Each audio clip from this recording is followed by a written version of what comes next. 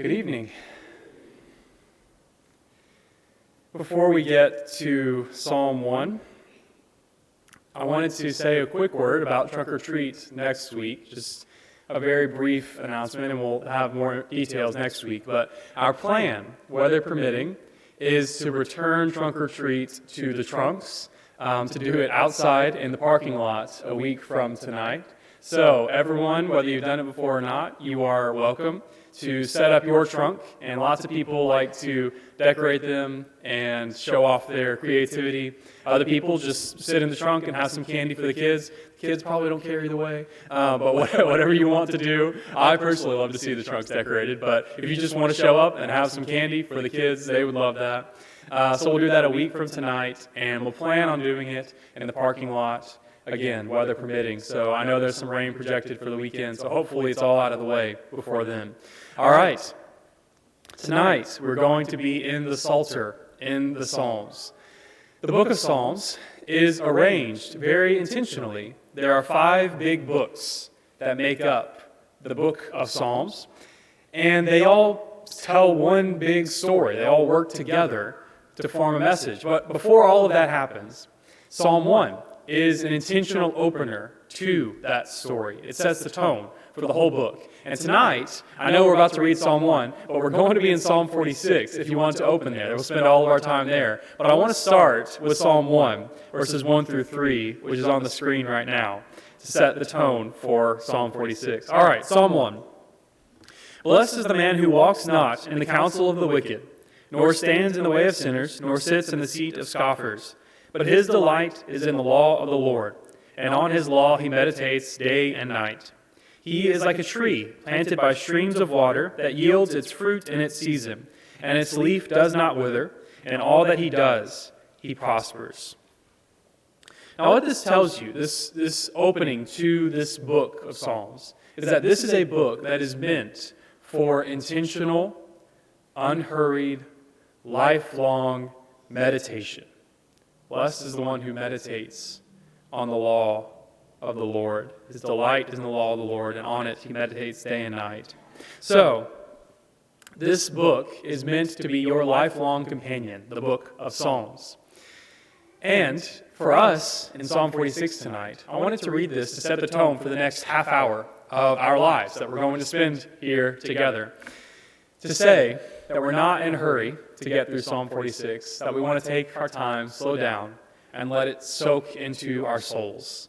So that's our goal tonight, to meditate together on the 46th Psalm.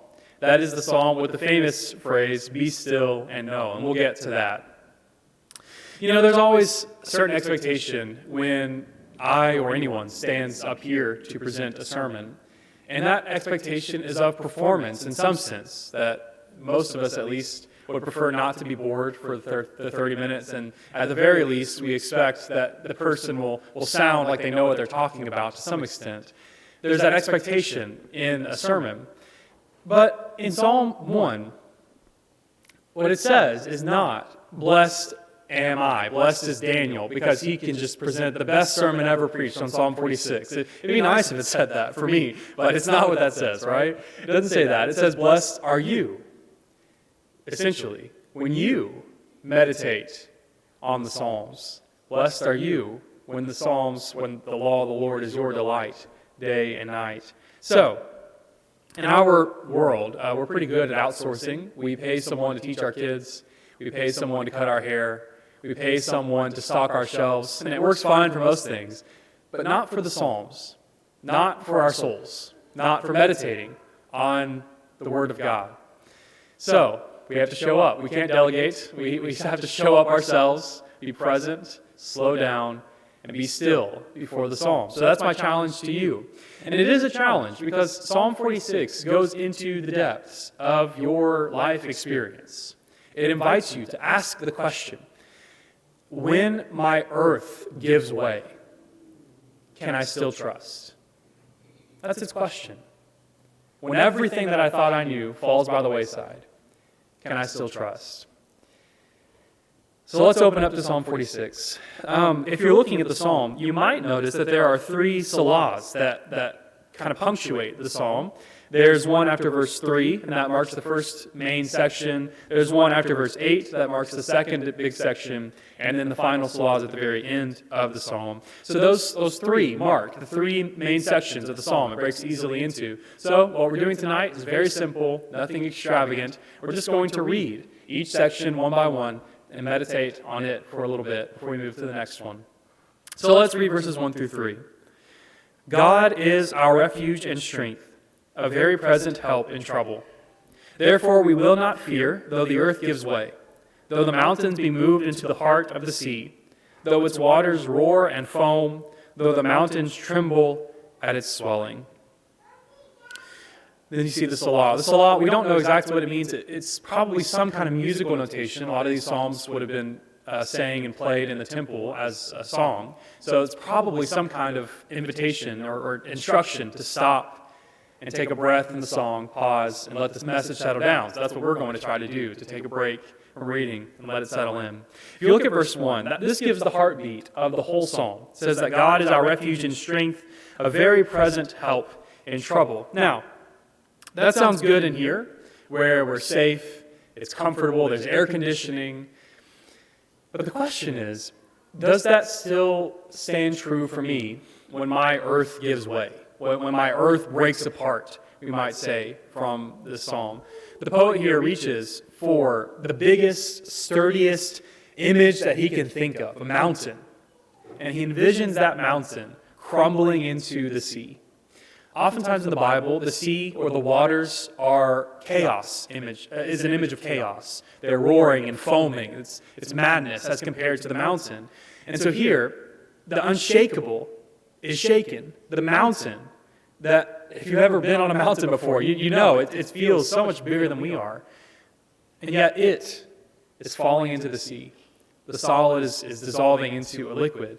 So it's a picture of the foundations of your very reality giving way, of all hell breaking loose, if we can put it like that. That's the point of this image.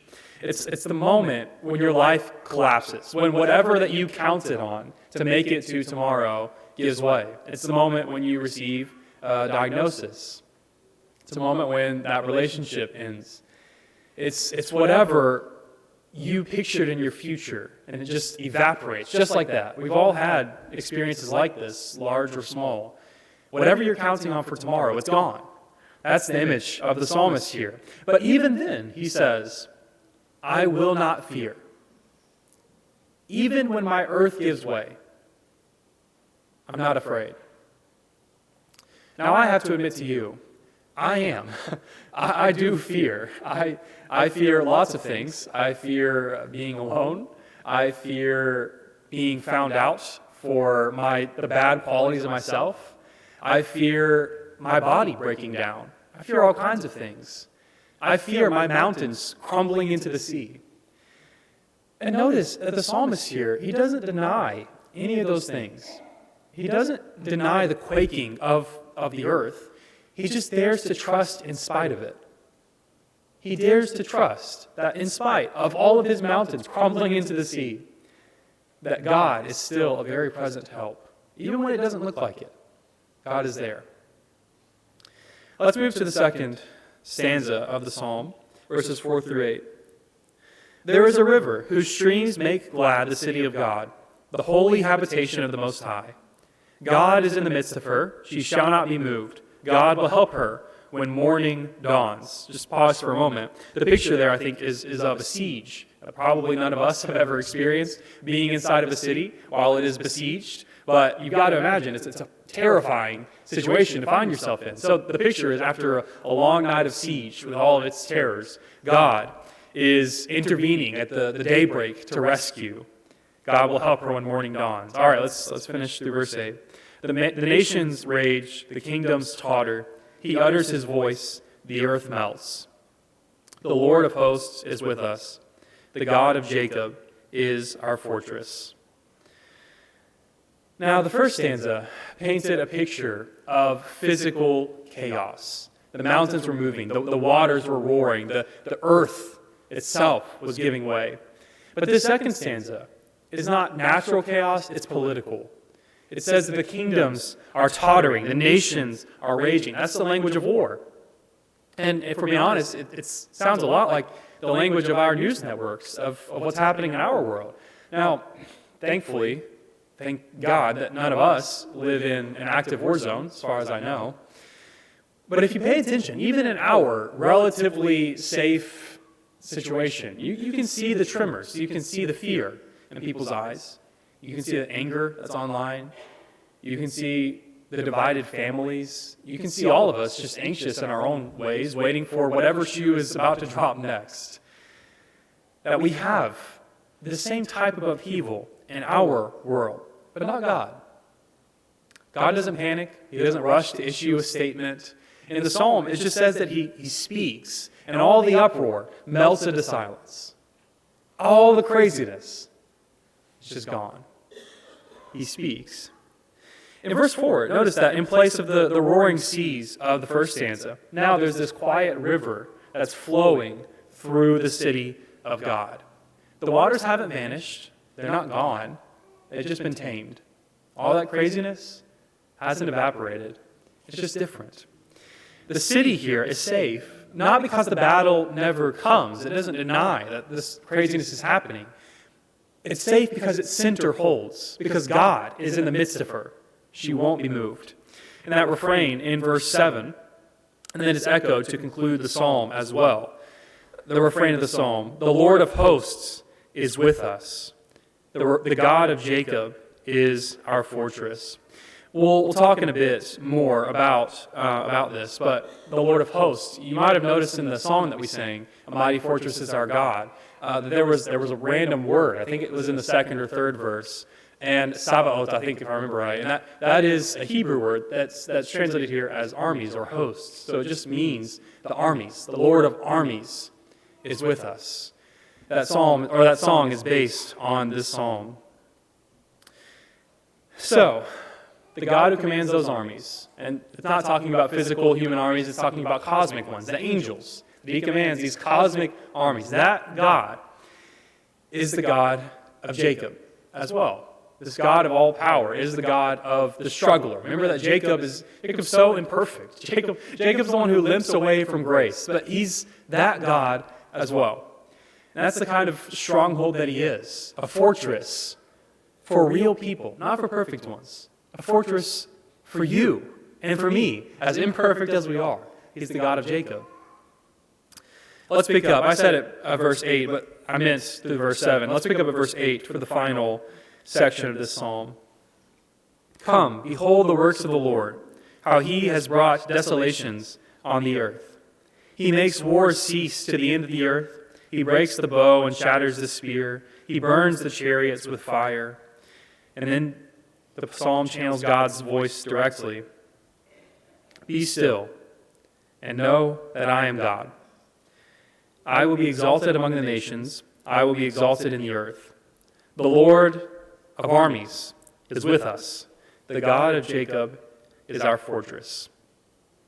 Now what this final stanza does is it invites us to zoom forward to the very end of history and to look back at history from that vantage point.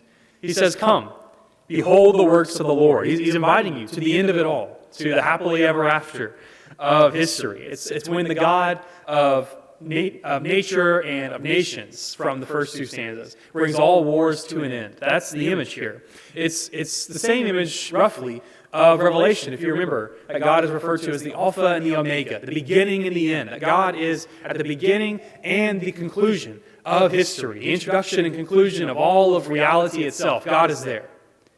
And what he does at the end, as he puts a period of peace on reality, that's what the psalmist envisions, that at the end of it all is God. And he makes all wars cease. He brings them all to an end. It says he makes wars cease to the end of the earth. He breaks the bow, shatters the spear. He burns the chariots with fire. If we're putting it in our terms, we might say that he disarms the drones. He dismantles the missiles. He melts down the tanks. He wipes out every instrument of violence. It's all gone. There's just peace in the end. That's the image of this psalm. It's just the final day. On that day, all will be still. That's the resolution of it all. Now, the invitation of the psalmist is for you and me to live right now as though that were true. To live as though that God's streams run into our heart as well. That all the raging waters of our lives, the raging waters of the first stanza that God tames into his city, he can also tame into your heart. That's the image of the psalmist. When he channels God's voice in verse 10 and says, "Be still and know that I am God." Notice there are two sides of that coin. There is posture and perspective, right? Be still and know. So it's stop and think. That's what it's telling you to do. Stop and think. Whenever everything is raging around you, whenever everything is insane in your life, stop and think. Remember how this all ends. Remember that on that final day, all will be still. And so today, you can be still, is the point. Now, the word translated be still literally means let go. It means to relax your grip of something. It's almost like if you imagine that you are a soldier and you've been fighting all day. You have your sword, you have your shield, and you've been gripping onto them for dear life all day. And you get to the end, the battle's over, you go to your tent, and you just uncoil this weapon from your hand. Like your weapon your hand has gripped onto it so tightly all day that it's almost part of you, and you just slowly unwrap from it. And that's the image here. It's letting go, being still, relaxing your grip on it. So the psalmist says to let go and know. So it's to live in recognition of what God can do and what I cannot do. In recognition of who I am and who he is. That I am human-sized, right? I'm pretty large for a human. I'm 6'3" and 200-something pounds.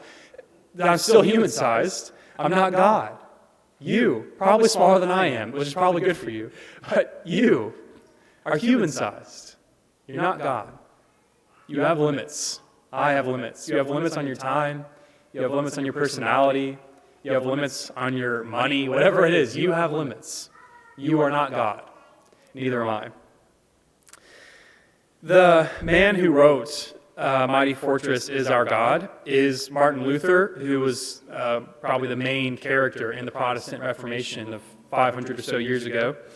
He wrote that song and based it mainly on Psalm 46, our psalm for tonight. And he's the one over here. And in personality, Martin Luther was a bulldog. If you read from his life, he was strong, he was brash, he was fearless in his words. He was a bulldog. But this other guy on the screen was the Robin to Martin Luther's Batman. He was the sidekick. His name was Philip Melanchthon. And Philip was anxious. His personality was just, he's a very anxious person. He was anxious about their movement. He was anxious about their church. He was anxious about his own soul. He was anxious all the time. And there was one day in particular when he was just particularly caught up in all of his worries. And Martin Luther turns to him and he says this line that I think about a good bit that I wanted to share with you. He says, "Let Philip cease to rule the world. Let Philip cease to rule the world."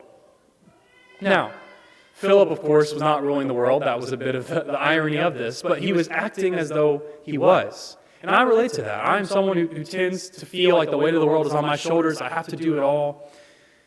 And I have to tell myself sometimes, let Daniel cease to rule the world. Whatever little corner of the world I'm trying to rule, to let go. Maybe you relate as well. That sometimes you have to stop trying to be God in your life, trying to carry it all. Now, if you notice in the psalm, the psalmist is okay here. He trusts, not because the mountains aren't moving, not because the waters aren't roaring, not because everything is okay. It's not pretend. He's not escaping or denying the reality of life. That a lot of us, in fact, all of us, endure horrible things in our lives. He's not denying that. But this is a spiritual posture. It's choice that says, in spite of all of that, I'm going to trust. In spite of the craziness of life, that I trust that God is a very present help for me. that I trust, that the end of time, what the psalmist envisions, that happily ever after that God has promised, that is actually happening, that it's coming, and that I can live now as though it were happening. One more story about Martin Luther that I also think about a good bit. I told you that Martin Luther was very headstrong. He was not an easy person to get down. But there was a particular point in his life, in their movement, when he was down for several days on end. And his wife, one day in this period of time, comes into the room, and she's dressed all in black, like she was going to a funeral. And he asks her who has died. And she just, without missing a beat and without any crazy, inflection in her voice, she just says, God. And he reprimands her. He's like, what are you saying? Of course God hasn't died. And then she asks him this question that haunts me in some ways, and maybe it will for you too. She asks him, then why are you living as though he has?